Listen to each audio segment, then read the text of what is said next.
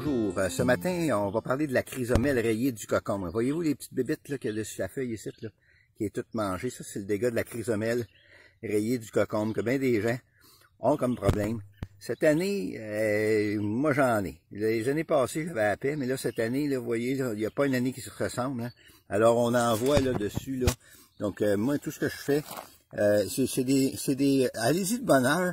Si vous y allez de bonne heure, là, vous êtes en mesure des suivre facilement. Vous les écrasez tout simplement. OK? Et puis, vous allez être capable de contrôler relativement bien, mais ça prend une surveillance à tous les jours, là, évidemment.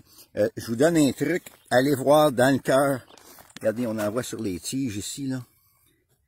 Alors, vous pouvez les écraser simplement. Là. Si vous avez des dents de tout ça, ben, c'est de valeur parce que c'est la meilleure façon pour les détruire. Alors, ne gênez-vous pas, puis regarde, vous laverez les mains tout simplement par après.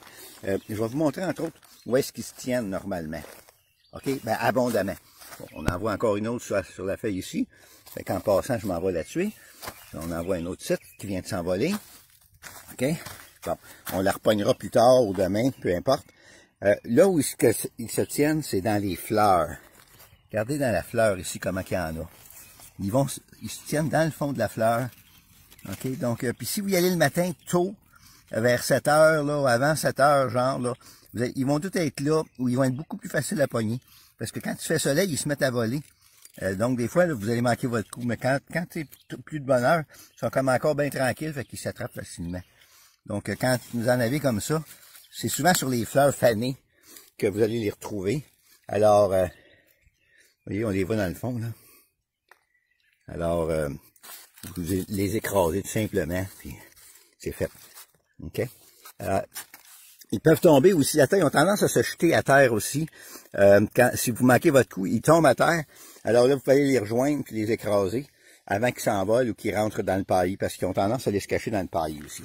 Donc, c'était la petite chronique ce matin, là. Je sais qu'il y a bien du monde qui ont ces problèmes-là. Alors, c'est la manière de contrôler. Moi, c'est la manière que je contrôle ça. Ça se retrouve évidemment sur le cocombe. Ça s'appelle chrysomèle rayée du cocombe. On en voit qui sont partis à voler, là. Pas si pire. Hier, je suis passé, puis je les ai... Ah, ben, regarde, on en voit ici, là. Voyez-vous sur la feuille, là. Hop. Hey. Souvent, ils sont 2 par 2. Là, il y en a qui ont tombé à terre.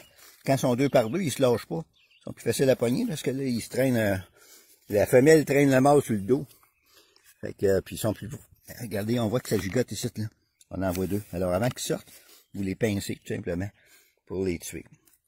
C'est la meilleure manière. OK, commencez pas à trouver des traitements là-dessus, puis tout ça, vous allez vous battre pour rien. Puis, c'est de la surveillance comme ça.